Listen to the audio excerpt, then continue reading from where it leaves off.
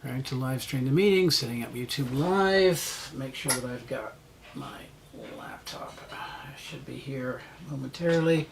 Okay, I see it there. I want to make sure that I am muted on this. Okay, we are indeed live. Welcome to A Sound and Delivery. I am Chris Glannister. That is Joel Tepp. And together we're going to talk about a bunch of technological stuff that we have a lot of fun with. Because Joel mentioned that it is actually Black Friday, or coming up to it. We thought a time of talking about all the stuff that you want to buy, could buy, maybe even unable to think about buying, and how you can go about getting all of the equipment that we talked about to the point where you can have a setup or whatever you want for your musical needs, if you will. And so this is really about talking about all of the places you can go to get that gear. And there's many. There's not more than you think. And Joel is kind of an expert on this. Every third word I hear from his mouth usually is something about a pawn shop. Or or I found it used, or that kind of a thing. So I'm in awe of his ability to find stuff. I thought I was pretty good, but he's a master at it. And it's fun to do that and fun to hear those kind of things. So this is mostly Joel's show this time around, so take it away. Hi, everybody. Thank you, Chris. We are here on behalf of Far West, the Western Region of Folk Alliance. Yep. And this is one of the many programs to be revealed, unveiled, and launched starting in 2026, having to do with all kinds of aspects of the folk music tradition, the traditionless making of music, equipment that's universal to everybody, business practices, and who knows what else will get discussed in the various programs. So take a look at the Far West website, look at the calendar as it fleshes out for next year. I'm very excited about what we're going to be presenting, and hopefully our portion related to sound and video will play a part in some of the other broadcasts that go forward, because without excellent sound and video, people are just looking. You can take an old tube TV and turn it on with no stations coming in, and you'll be seeing content. What I'm going to start by talking about is universal. Chris mentioned Black Friday, and it's going to be fun looking at the opportunities that come up during this shopping season. But what I hope we can present to you today is a look at how to handle your acquisition of gear, and also the elimination of gear when you're done with it, and do it in a way that supports your business. Everything else you do is hopefully done in a business-like way. If you're writing songs, you get them copywritten. If you are planning a tour, then you hire somebody who can find better pricing in a hotel and do all the things so that you can operate your business at a profit. So in the end, you actually get to keep a meaningful amount of what gets generated when you're out there playing. Yeah. And for this part of it, basically the operating principle is you don't want to be working for your gear. You want your gear working for you. Yes. And if you manage your equipment with some degree of regularity, I'm not in trying to convince you that you have to turn your life into managing your gear as the first thing that you do.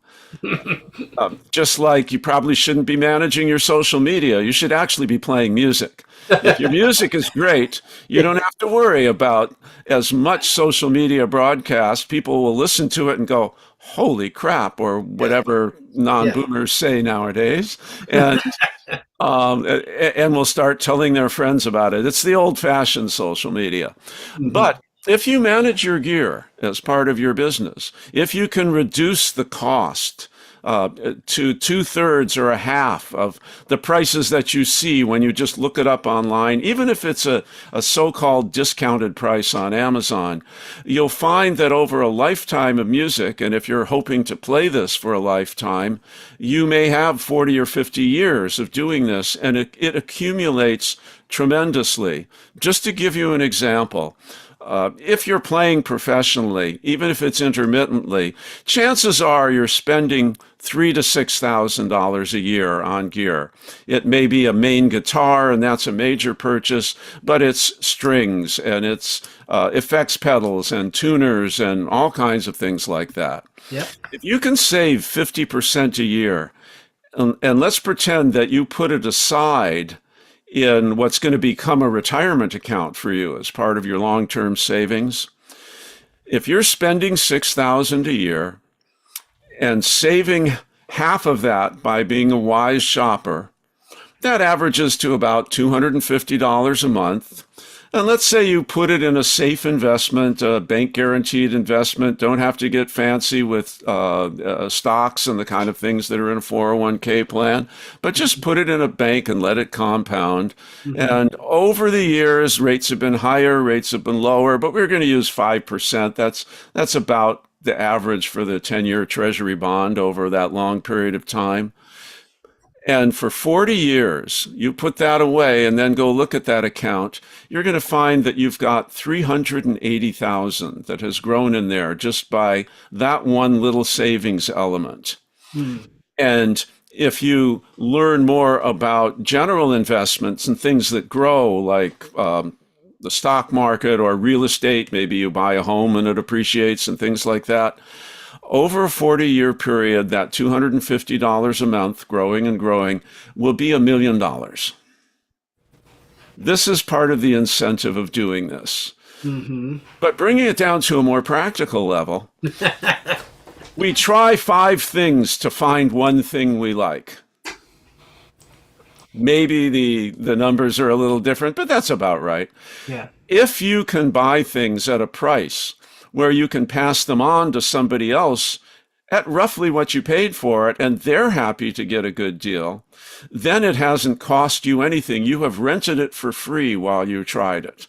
And it's a pretty powerful way to keep your costs manageable and also do some exploring and investigating and search for those special sounds that are just right for you. And now your choices start to branch off in a whole bunch of other areas. Yeah. You can look at used versus new.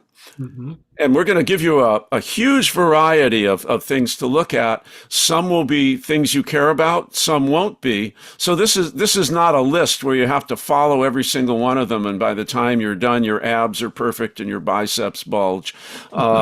This is a way to pick the things that work for you and pick the things that fit the way that you're using equipment and fit your personality. So you can look at used versus new. And you might look at one in one situation and the other in a different situation. Look at what you're out to buy. Is it something unique? Because if it's really unique and you need very specific features, your ability to wrangle the price is going to be more limited because you need what you need, and that's all there is to it. Mm-hmm. If you're left-handed, you need a left-handed guitar. And there aren't as many made, and so dealers charge a little more for them. Or is it a cookie cutter item? Is it something where there are 3 or 4 brands and models that'll do the job just fine? Well, at that point, stop the stress, stop the strain, and reading every single review to try and differentiate features on an item where any one of the 3 will do just fine for you. Mm-hmm. And then keep your eyes open for whichever one of the 3 turns up at a very beneficial price once you've learned what a good price is. That's one small thing that you can do to move forward. Mm-hmm. When you're doing your searching, don't forget to look at the full picture. If you look at an item on Craigslist and you're comparing it to somebody's listing on eBay, remember that if you're looking at the eBay item, you're also looking at sales tax. Mm-hmm. You're looking at shipping. Yeah. And there may be a surcharge if you use PayPal or a credit card because the merchant, it's a great price because the merchant has stripped it down to the bone. And if you're going to pay cash, you're going to get that price. But if you're going to use something where the merchant is charged 3%, they pass that charge on to you. As you're doing all this, you'll start to find there's a sweet spot for every need that you have. If you have a need for a particular kind of guitar to add to what you have, you're in a band and there are a couple of songs where you need this whole other sound. Maybe it's a real twangy solid body electric, or if it's an acoustic guitar, maybe you have it strung in Nashville tuning to get a real high chimey sound as part of the band, what the band is putting together. And you need it for that job. You don't necessarily need it to be the best Nashville strung chimey guitar that anybody ever heard for that one song. Mm-hmm. There's a bang for the buck.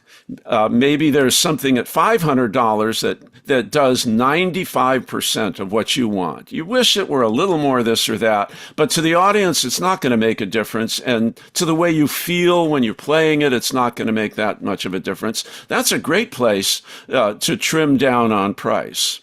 If you have, and many songwriters have that one magic guitar that feels right when they pick it up at home, and they start to strum on it, and the guitar gives them suggestions about where that next song is going, or it's a sound that pleases them so much that that they're in their comfort zone, and the guitar isn't a concern at all anymore. Willie Nelson is famous for that. There are a number of people who have literally played their guitars into nothing. Willie put that hole in his guitar, playing it, and has had it restored many times, because that guitar is more than just a guitar. It is the mojo that gets him ready to play. Then if you have to pay to restore it, if you need to replace it or something like that, that's an investment that's worth the extra money. It's an intangible cost that you can't measure in dollars and cents. Yeah. But otherwise, let opportunity help you choose when the alternatives are rather similar. If you're looking for pedals are a great example. Mm-hmm. There are dozens of top tier reverb pedals and pretty darn good reverb pedals. And, well, if this is all you've got, this is what you get, reverb pedals. But after you've kind of narrowed it down and gone, well, the spring reverb part is real important to me, and some of the others are okay, and sometimes I want that cathedral sound to really chime. And there are 3 very decent pedals that will all do that.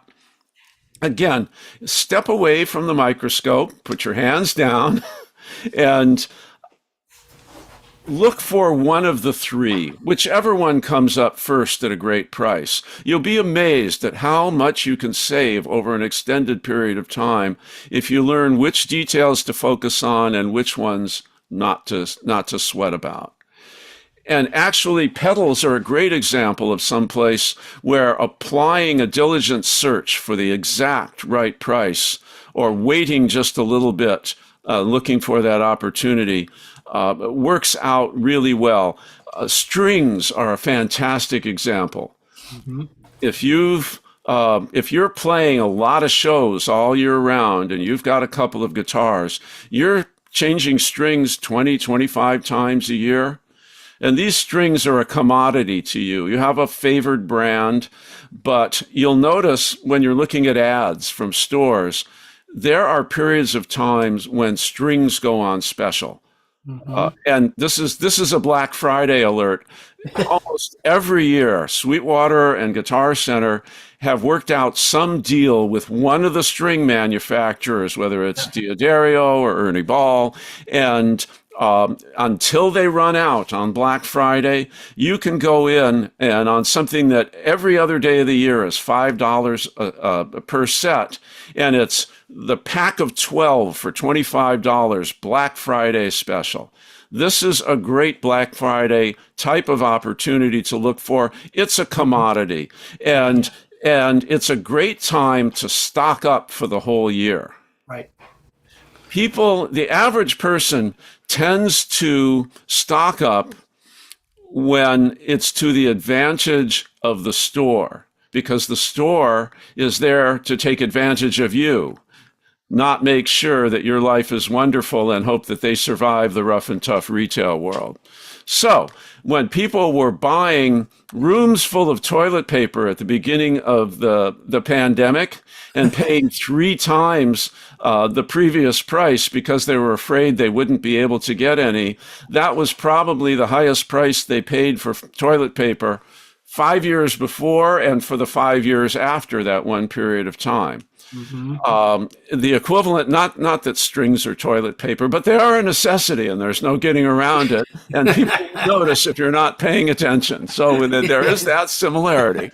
But they're a commodity. So at the moment that strings are 12 for $25, and that's $2.50 instead of $5, why not pick up 50 because they're in nice sealed packages. They have a shelf life, but it's not the shelf life of an egg. And 9 months later, those strings are going to be indistinguishable from a set of strings that arrived at the store 2 weeks ago in the UPS truck. So those are great places to look for price and make price your main target. And if it's something you know you're going to need in the future, and you use it all the time, stock up. Have the extra cash to stock up when the opportunity is there. There are other areas where price isn't the whole story. And it probably won't be the final thing that drives your decision. And price may not be the whole story in the exact model that you're looking for. And one of the best examples I can think of is acoustic guitars. Mm-hmm. If you pick up half a dozen Martin 00028s and go and play each of them for 5 minutes, they're all going to be a little different.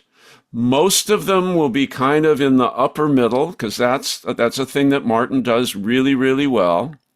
And they are handmade guitars, and each one has their mysterious things that come together in the building of that guitar, even though the slice of wood that was used for the top came one slice before the next guitar down the line. The way the glue sets, there are a million different factors that go in. And when you're looking for an acoustic guitar, many, many players are more comfortable looking at them in person, or if you're going to buy from a discounter like Sweetwater, buying with a no questions asked return privilege. You can do that with Guitar Center as well. And Guitar Center has Sweetwater has an interesting advantage in that their online technical support tends to be consistently really good, no matter what it is you're looking for. So they can give you some guidance, and they are aware of this to the point that on some of their electric guitars, they'll tell you pounds and ounces how much this Telecaster weighs. If you know you want a light one or a heavier one that look exactly identical in terms of the specs, they're the same model, Sweetwater will guide you there so that it will help you make a choice that's closer to what you want. When it comes to used acoustic guitars, if you live anywhere near an urban center, chances are you're anywhere from 15 minutes to an hour and a half from an actual Guitar Center store. Mm-hmm. That was their strength. And that's a strength they retain even after the struggles of being taken to the cleaners by private equity. Maybe someday we'll have a broadcast that's just called Death to Private Equity, and it doesn't have anything to do with technology. But in the meantime, with Guitar Center, if you have it shipped to you from Florida, and they do so much shipping that they have a deal with UPS, who I think is their primary shipper. They go back and forth, they negotiate UPS, FedEx, Yeah. but they have a deal that's about a third of what you pay when you go to ship something to your mother or something like that. A lot of times they will actually, you can, if you buy something from a Guitar Center in the used section, for instance, let's say that I'm in Edmonds, Seattle area, and what you want is in Florida, and it's a speaker, for instance. They'll, for a smaller cost of shipping, they will put it on a truck for about $30, and it'll go across the country to whatever store you want, and you can go pick it up. It actually saves a fortune in shipping. Nobody else really does that. That's a great point, Chris. Yeah. And let me add on that if it's a used speaker, and if you put it in the amp, you put it in, and you go, oh, that doesn't quite sound like the way it said it would when I was reading the reviews. Mm-hmm. You've got a certain number of days to return it to them if you Yes. keep it in that Yep. condition. Yep. And so that means when I was talking about acoustic guitars where everything's different, you can buy that used Martin long distance and then at a low cost. So you're not paying another big shipping bill to send it back to the exact store location. You can bring it to your local guitar center Yep. and return it. It's a wonderful consumer feature that they offer. Yeah. And putting this in a larger context, learning about each of the different major stores that we all encounter is well worth your while because each one has a feature that's right for a certain situation. And we're not recommending one over the other. We're recommending getting to know each one and allow them to use their strengths to pick the one that's going to give you the best solution as you're out there shopping and looking at things to do. Another thing that can be difficult is microphones. And I'm going to get to Chris. Chris, I'll get to you in just a moment. No worries. But microphones and technology items in general, if you're looking at used equipment and you're not a real accomplished user of that equipment, you don't have ears that have been tuned through years of engineering to tell let's pick an expensive microphone, the Neumann U87 that so many people dream of owning in their studio. You can pick up a U87 that has gone out of adjustment and it needs to be cleaned and tuned up and some little electronic component isn't quite right. And it still works. It still sounds better than that $100 mic that somebody might have at home, but it isn't the U87 that you're paying $2,000 for. And if your ears can't hear that, you're not necessarily a good candidate for buying a used microphone because you won't know if you got what you were paying for. On the other hand, if you buy it from a local store, maybe there's a boutique store in your area with acoustic instruments, you can go in Seattle, Dusty Strings would be a great example. Yes, you indeed. can go in and listen to those instruments in a controlled environment and get a really good idea. You're not going to go there for the best price because you're paying for more than just a commodity. You're paying for their expertise in choosing the instrument. If they get if they're a dealer for Martin, and they are, and Collings, and if they get a guitar that just sounds like a cardboard box, they'll send it back to Martin before it ever hits the floor because they're not going to represent that in their store. And there's mom and pop really doesn't do justice. There is a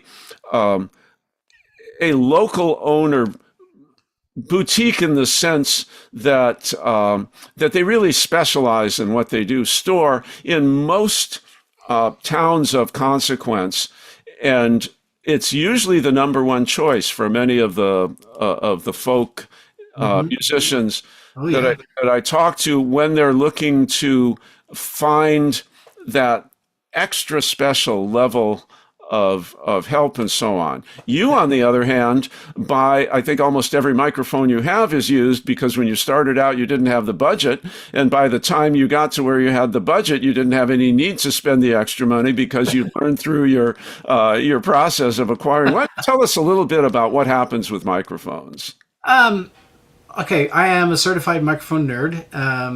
I am very specific about what I go after. In other words, I don't just look for a microphone because it's cool, believe it or not, for my traveling, what I call my traveling kit, which is about 60 to 80 microphones, something like that. That's what I travel with. And because I'm a sound contractor, I have to have microphones that serve a purpose.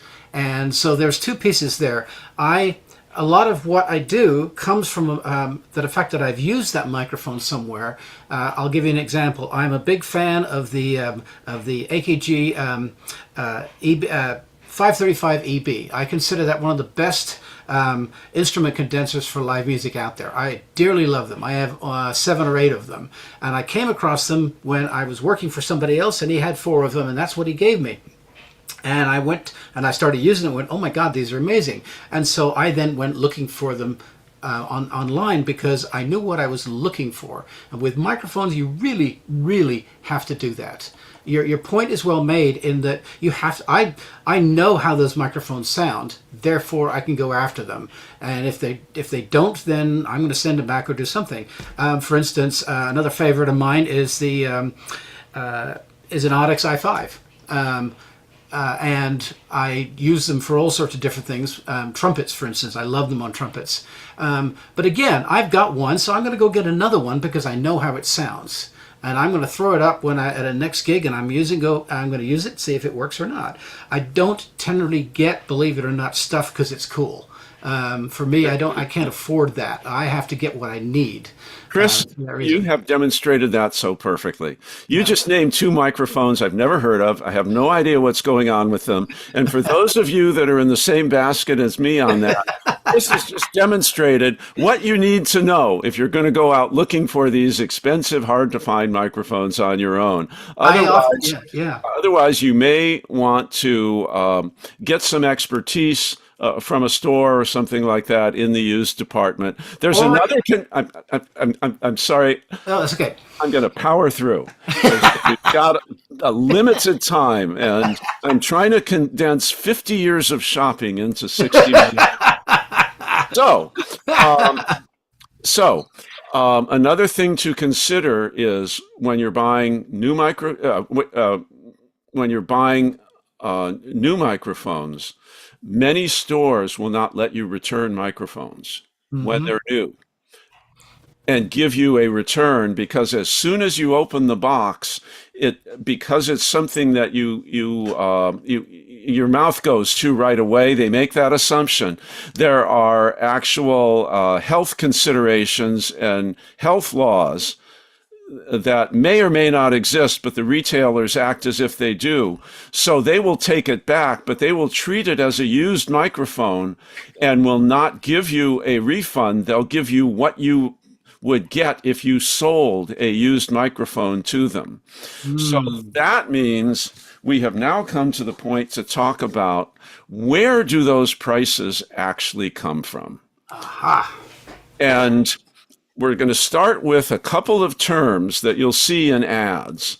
A lot of times when you look at, you pull up an ad for whatever it is, it's a microphone, it's a guitar, it's a computer, and you'll see MSRP $29.99, manufacturer's suggested retail price. That is the list price that the manufacturing company posts as the price you're supposed to offer it out to the public. What it means if in the arrangement between the manufacturer and the dealer is you are not supposed to charge more than that. We give it to you at a price, you mark it up, but and you are our exclusive dealer in this neighborhood or whatever the arrangement is, but that is the suggested price to put up there. And in much of the gear we're talking about, the ordinary guitars as opposed to the boutique hand-built, The profit margin and the profit structure works like this. The manufacturers, if the manufacturer's suggested retail price is $3,000, for a large number of the items you look at, their cost is half of that. It is $1,500. Plus the add-on costs that they have to pay for shipping to get it to them. There may be a B&O tax, a business and operations tax in a certain state or a certain city, and they have to add all of those things on top of having to collect sales tax and turn that over to the government. So when you're looking at something that's new in a store, more often than not, that gives you a rough idea of what the store is paying for that. Then there's a next designation, which is MAP, which is minimum advertised price. If you're a dealer and you want to be a discounter and you want to compete on the basis of price, or you want to have a special advertised sale, the manufacturer is trying to protect the integrity of that retail list price.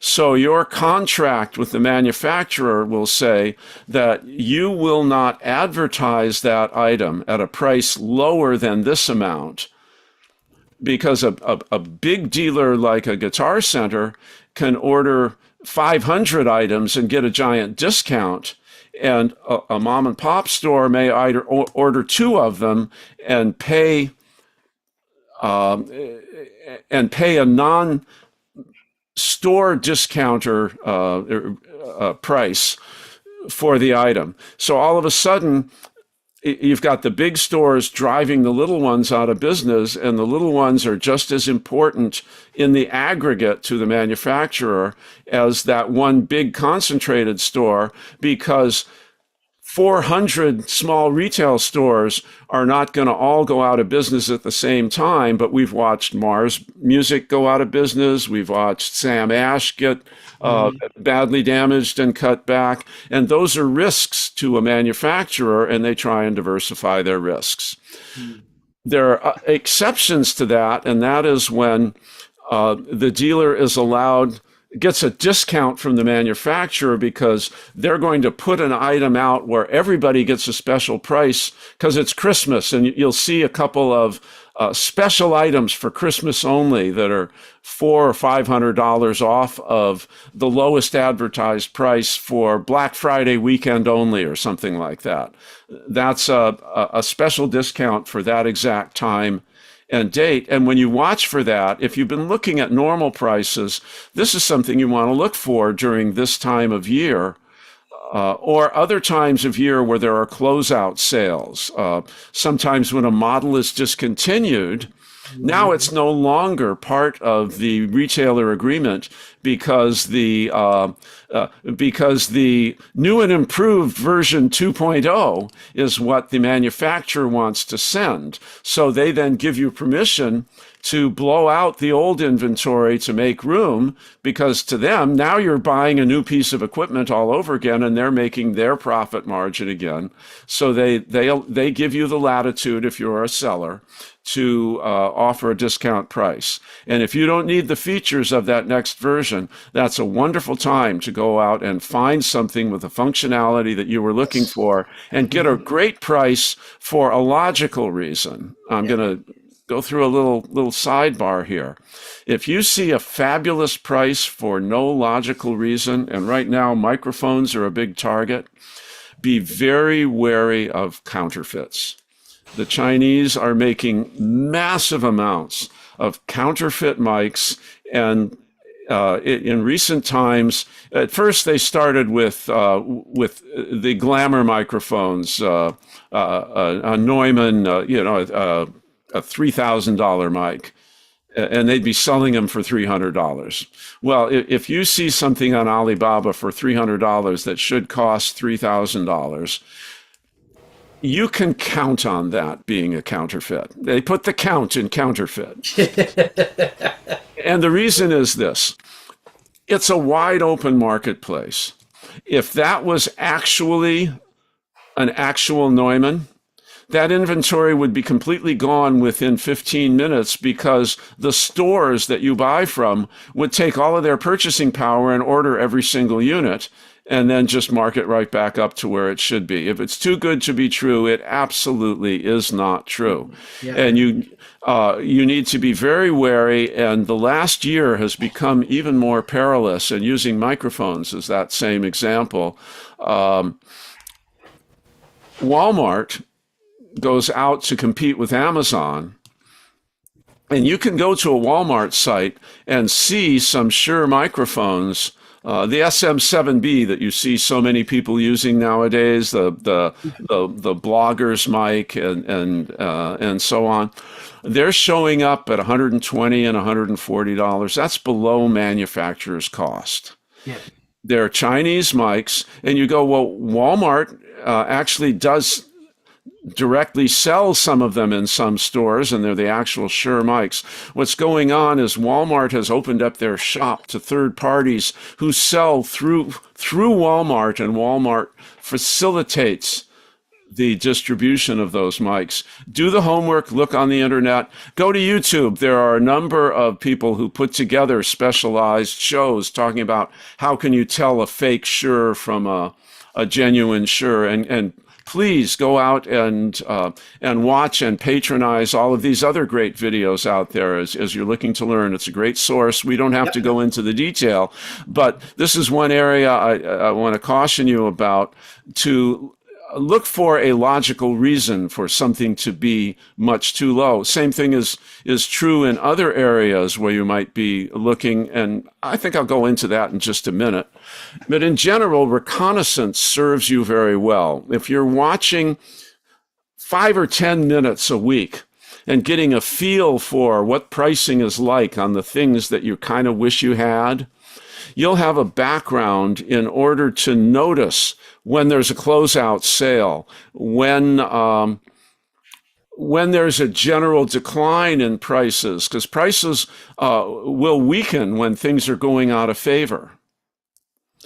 And being aware of when things like that are happening help you to make a cogent purchase, to know that a certain type of wah-wah pedal, everybody had it, and so nobody needs to get another one because producers are sick of listening to it, and the price of the thing is going down. This is a warning sign that you don't have to pay a high price if that's something that you need for your work. We talked about the life cycle of a product. When it's about to be replaced by a new revision, look at the features and decide, do I need the new features, or am I going to get a bargain on the old one? And if you'd showed it to me 2 months ago before I knew there was a new one coming, I have been thrilled, and make your choice based on what your needs are. And there's also a cycle that comes at the end where 15 years after something was made and then went out of fashion, somebody will start using it in their punk band because it was the only thing they could afford. And all of a sudden they make a record, and now it's not available new, and all of a sudden the prices start going up again. So you want to figure out where one person's obsolete junk is another person's vintage treasure. Yes. And that is also helpful when you're getting rid of your own items. If you've got something that's old and in the way, take the time to look and see if it got so old that all of a sudden it's really in favor. It's the Tony Bennett effect. And and you want to see if you actually have something that's worth a little something when it's time to sell. Where do you go for used equipment? There are all kinds of shops. Your local music store is going to have trade-ins. If they take trade-ins, that's a great place to go. Pawn shops are a fantastic place to go. And I'll talk a little bit. Some people have problems with the nature of a pawn shop or what they believe the ethics of a pawn shop are. And as with anything, there are degrees of behavior. But for the most part, pawn shops are actually a pretty clean place to go to get used equipment because there's a nationwide system, and everything they buy And it's the same for a music retailer like Guitar Center. Everything they buy used, the serial number has to be recorded. It has to have a serial number on it. And if there should be one and it's missing, they won't take it in. And it's reported to the police, and there's a 30-day pause, and they cannot complete a sale on that item for 30 days while the police have enough time to match up the list of what's showing up as bought with items that were reported stolen. And if it shows up on that list, the detectives contact the pawn shop or contact the music retailer, and they pick up the item and return it to its documented certified owner. So if you compare a pawn shop to buying something at a swap meet, the vast majority of what you find in pawn shops are clean and ready to go. And if it turns up stolen later, you may get a call if you were the buyer saying, "We're so sorry, but we need to refund your money on that. It's turned up on a stolen list. You're covered," and the owner gets their equipment back. So there are reasons why you can feel comfortable going into a situation like that, depending on how you feel about all kinds of things. Another thing to know is you're a valuable customer in a pawn shop in a special way because they don't make big markups on the musical instruments. A lot of the things that they take in are not purchased. They're an item where somebody needed a loan. They don't have credit, so they can't go to a bank and get a loan. So it's blue collar banking. And the item that they left initially did not belong to the pawn shop. They left that as collateral. They said, "I need a loan. I promise I'll pay it back. But if I don't pay it back within 90 days, then you have the right to sell this item and recover what you lent me and some money for the time and the processing and all of that." So many of the items, there are sad situations in all kinds of lives, and it happens that sometimes someone pledges something for a loan, they can't pick it up, and it ends up going into the sale side at the pawn shop. But in order to please their borrowers, most reasonable, appropriately run pawn shops will give you a fair valuation as you're pledging the collateral for a loan. So everybody has their needs and everybody has their problems, but this was a solution that tends to work out fairly well. The area where pawn shops mark things up 200, 300% from what they paid for it, and that goes on the retail side, is the area where it's exactly the same in the retail world. When you go to the mall and go to Shane's Jewelry or whoever it is, that's the national or the local jewelry store, those profit margins are 3-4 times what the margins are on music equipment and things like that. That's where they make their big profits. So if you're coming in and paying good money for a guitar, you're helping them recover what they put into it in order to help the customer that needed money when that other customer came in. But they are going to want to take that and get it sold fairly quickly so that they can go buy more jewelry with it and make way more money. You're a valuable customer when you go in, and you'll be treated like one in many of the pawn shops I deal with. eBay, Reverb, Sweetwater, Guitar Center, all of these places for both new and used equipment are great places to go, do comparative shopping. We could talk for hours on this, or we can stay interesting and relevant. So we'll keep moving forward. So if you want to do some research, how do I know if it's a good deal? That's where eBay and Reverb become very helpful. Yes. If you go to eBay or you go to Reverb, you can, when you search initially, it'll show you all of the things that fit your description that are available and what the prices are. If you then go in the description and say, I only want to see those items that actually completed a sale. You can ask whatever you want, but what I'm looking for here, these items haven't sold yet. That means that somebody has said no to this at this price. And if it's been sitting there for 3 months, a lot of people have said no over and over and over again when they go to look at it. But when you look at the sold listings, now you get to see where the transactions are really happening. And it's a great reference point when you're going out and looking at local stores to go to Reverb or go to eBay and look at the sold listings. And on Reverb, they'll even tell you when it sold. So if this sold at this price much lower than what you see around now, but it turns out it sold at that price 10 years ago, any high quality guitar from a major maker like Gibson or Fender sold for much less before COVID when the supply chains broke and all sorts of other things happened. So that's not a meaningful low price. But if a couple of them less than a year ago sold at that lower price, now you know that if you're patient, your chances are pretty decent that you're going to find something closer to that low price because other people have been doing it.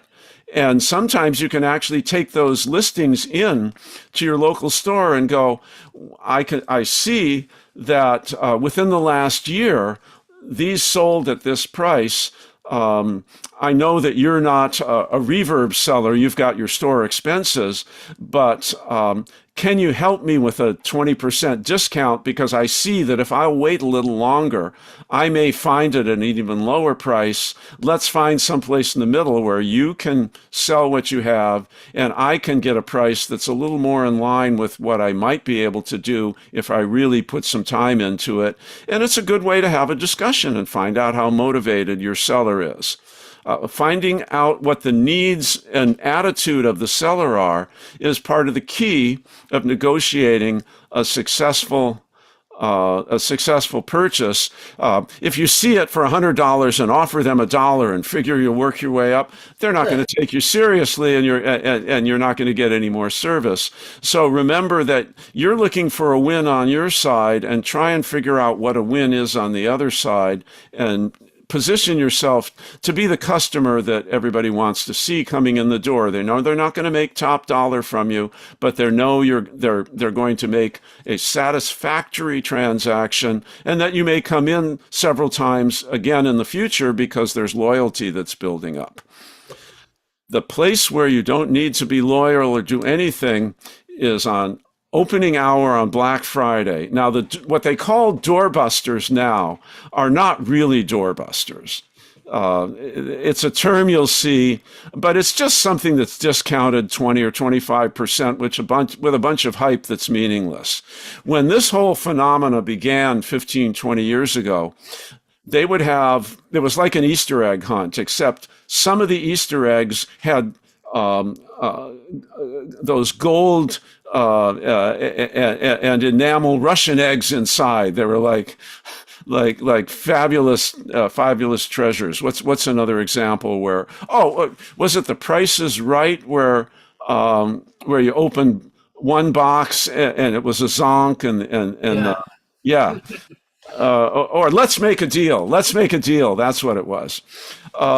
So what they would do, and I think it started with the technology, the computer companies. The first 10 people to find them would get an LCD flat screen monitor for $10. Mm-hmm. And so people started literally crowding against the doors at opening time and breaking the glass in the doors and trampling people. So for safety reasons, that had to be eliminated. But there were legitimate, amazing deals on Black Friday. You'll still find some things in that spirit. It's not quite as dramatic as it used to be, but it can also inform you as a shopper. Maybe it's not the most fabulous deal of the day, but you see a number of stores all got some sort of special purchase, and it was 40% off this Fishman acoustic guitar amp. and everybody had a certain number of them on Black Friday.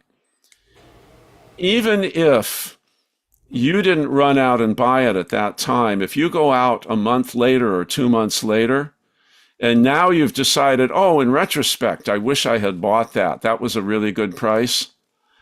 Hundreds of other people did, and some of them ended up not needing it. And now the things that are being sold in the market are being sold by people who paid a lower amount, so what they're expecting to get for it are lowered. If you want to do research, once again, the more you know about all the paths that prices have taken, the better job you can do at deciding what's a realistic deal to look for. When you're selling, figure that you now become like the manufacturer, because we want to look at the other side of the equation. Maybe you're buying something and now you've got to sell something else in order to fit your budget. So when you go in to sell something to a store, they are going to offer you, condition becomes very variable, quite variable, because people have treated equipment very well or people have used it hard. And so condition on used equipment is going to affect the price the retailer can get when they put it out on the shelves. Maybe they have to clean it up and repair it. Maybe it just is going to have finish worn off in this spot. So the retailer has a price in mind that they can sell it for, and they are, in broad general terms, going to offer you 40 to 60% of what they can sell it for. They're going to offer you 60% of what they can sell it for if it's in excellent condition, so it's going to be very attractive to the maximum number of buyers that come into their store, or if it's an item that there's always a demand for. So as soon as one comes in used, it's out the door again within a month or a week. It's a quick turnover, so they don't need to make as much profit because they keep turning the money over. They buy one low, they sell it a little higher, and you do that 3 times over 3 months, and now as a retailer, you're doing very, very well. They may offer you 50% if it's average condition, and may offer you as low as 40% of what they can sell it for 2 reasons. One, it's really kind of chewed up, and a lot of people are going to walk right past it because they're looking for a buyer who is looking strictly at function and doesn't care what it looks like. Mm-hmm. And that's a distinction to make when you're buying things and you're looking at the condition it's in. It's up to you how much the cosmetics matter to you. That's a personal choice. But playability is a real important thing to keep in mind when you're buying used equipment. I forgot to go over it earlier, so let's talk about that. When you're looking at used equipment, you want to look at every single feature that affects whether the guitar is fully functional in the way that it plays. And I'll give you an example with an acoustic guitar. The first thing I'll typically do is just rotate it and flip it around, and I'll look to see if it has any cracks. If there are cracks, have they been repaired? And if they've been repaired, was it repaired professionally? Cracks on the side don't matter very much, and I'll think of them as cosmetic issues because it generally doesn't affect the tone. But cracks in the top very often will affect the tone, and even if they don't, the generally accepted myth is that they do, and so the resale value is lower. So if it has a top crack, even if I love the sound, because the top crack is an impediment to the merchant that's trying to sell it to me, I'm going to push them on price because I know they have something that's going to move slowly, because most of the people who come in look at that top crack and aren't interested in purchasing it. Then I look at the height of the strings. And that is, I'm going to reach in my pocket while we talk about this. And it's not as easy to just use any quarter, but I'll tell you the reasons and give you a quick guide. But if the strings are too high, then it's going to be difficult to play the guitar, and the intonation is probably going to be out, and it's not a usable instrument until you have it repaired. So you have to factor that in. And the reasons for the action being high could be something that takes $50 to solve or $500 to solve. Mm-hmm. And that may be another topic at some time, is just go into evaluation of guitars and playability, and get a couple of luthiers to come in and discuss this. So let's put a bookmark there. But if you've got a quarter, and in particular the classical George with the eagle on the back, because once they started putting different states on the back, and then weird designs, and we're probably half a year away from 67 small pictures of Trump on the back. Who knows what they're going to do with it? But when those designs changed on the back, George's position of the neckline, look right down at the bottom of the neckline. Whoa, there we go. The neckline, the distance there changes. If you put this on the 12th fret by the low string, and then let the string run across it, George's neckline should be above the string, and then the strings are, if it's not so low that it buzzes, and that's too low, you can fix that real quickly by raising the saddle or cutting another saddle. But if it's too high, it could be anything from a saddle lowering to a neck reset, which might be $400. So I look at the string height. Then I look to see, are the frets worn? Because that can be repaired, but there's a very specific per fret cost. And I will look to see if there has been a crack on the neck, then that's a heavy penalty, and I may not want it at all. There are headstock brake repairs that can be done very expertly, and something is playable, but you want to pay a half to a quarter of what you would pay, because once you've bought it, you own it. It's hard to find another buyer. So condition is real important when you're looking at used equipment. And if you are looking at a private party purchase, you may even want to bring along a friend if you don't have the training to look at condition, because it's an important factor. You get what you pay for to a certain extent. We're getting near the end of our time, so let me jump to one or two other things. Insurance. If you have more than $500 or $1,000 or $5,000 worth of gear, and for most professional musicians, the total gets to be surprising pretty quickly. Mm-hmm. Oh yeah.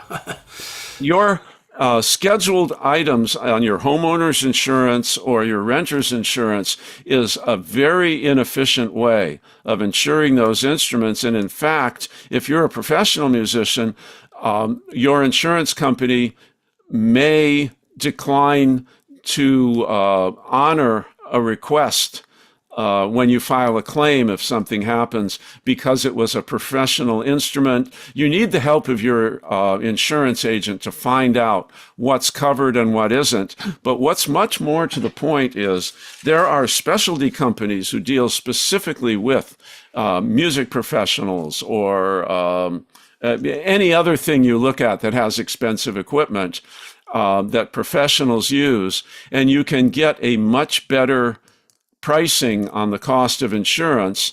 And part of the reason is that when you're dealing with an insurance company that has policies that are designed for professionals, they know that professionals are not interested in having their precious instruments ruined, because that's their sound, that's their identity.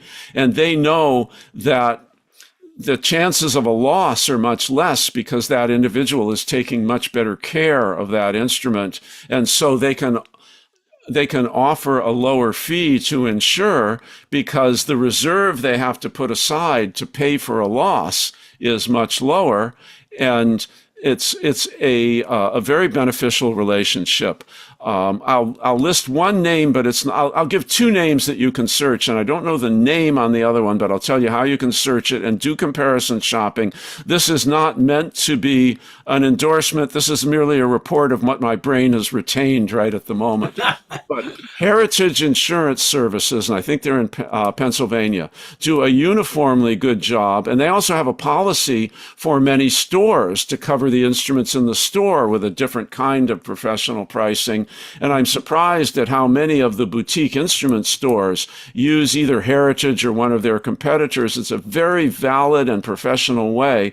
And to give you an example of how the coverage can be totally different with this kind of an insurance policy, if you with a homeowner's policy, if it was if your Martin was insured at $4,000 and the airlines break the neck, they may cover the $400 to pay for the breakage of the neck. And now you minus a deductible, of course, and that's what you get. With your professional instruments, they have what is referred to as intrinsic value is what it's insured for. So let's pick Yo-Yo Ma's Stradivarius cello. If the intrinsic value, if the replacement value is $1,000, I mean $1 million, if it's $1 million, and the airlines do something tragic to it, and it is $30,000 to repair it, but now as a repaired Stradivarius, it's only worth $500,000. They will not only cover the repairs, but they will compensate you for the loss of intrinsic value. So if you're a professional musician and you have valuable instruments, it really allows you to go out and replace something with an amount of cash that will actually replace it. And those of you that have had a loss when your roof leaked and your couch was ruined, and you find out that your $500 couch, you're given $20 because that's what your cat turned that couch into in terms of insurance replacement value. Getting insurance is really important. There are all kinds of other benefits. And the other company that I don't remember the name of, but if you go to the Folk Alliance International website, they have worked out some kind of very nicely done arrangement with another major carrier, and look and see who it is and what the referral process is, or how you can get in touch with them. So in Seattle, at least, if you the Musicians Union has a really nice plan for insuring instruments. That's a great idea, Chris. Yes, check with your local union as well. Yep. And unions would be another good source. I had other things on the list, but I think our time is up. Do we have any questions that came in from I've been the back looking end? and not so far. Let's see here. I'm just looking. No, but it's been it's been a lively conversation from what I can see from the. Oh, great. Yeah. Let me close it with a few comments, and and then you can put the final seal on it. Right. If you like this video, the obvious thing, if you like the video, check the like box. But Please. I would ask you to really like it.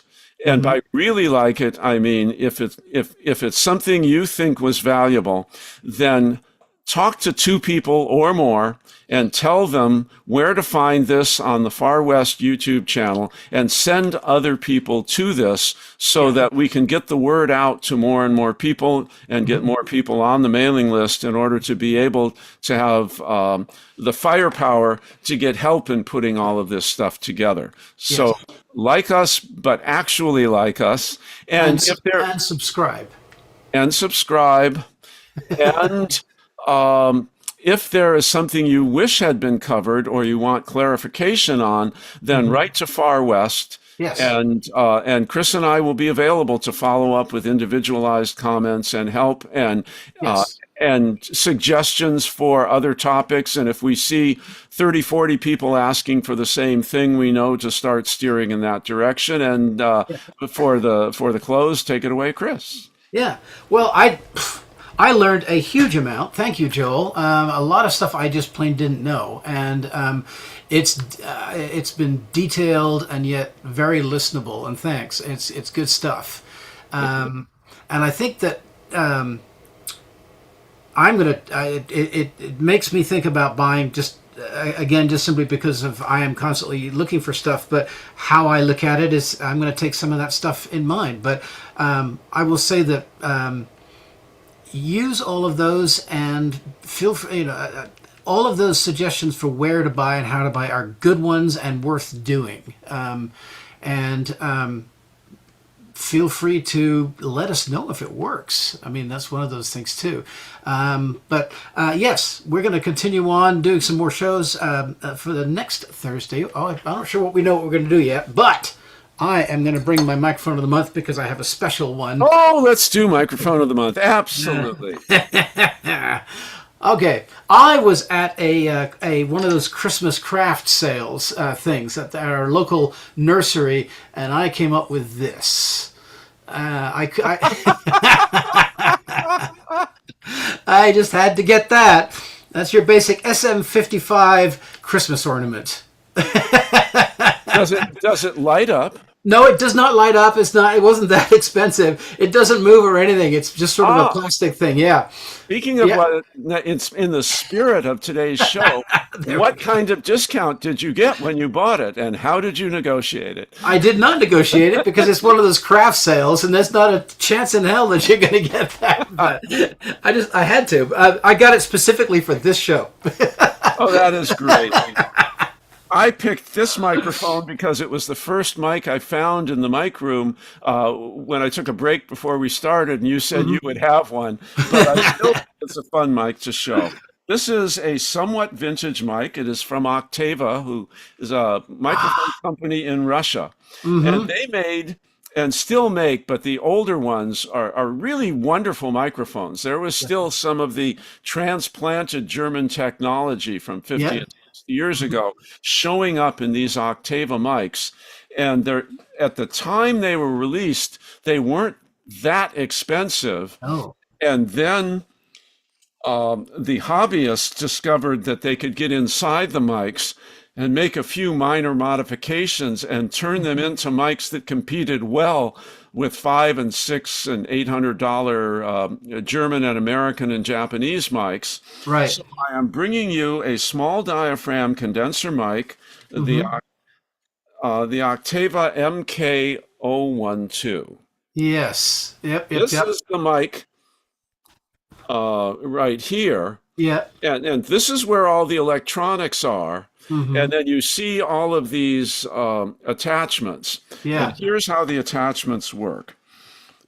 This part of the microphone, and Chris, what is the name for the part that has the power supply and the transformer and all of that? The body. Basically the body of the microphone. Yeah. Well, I can remember that one.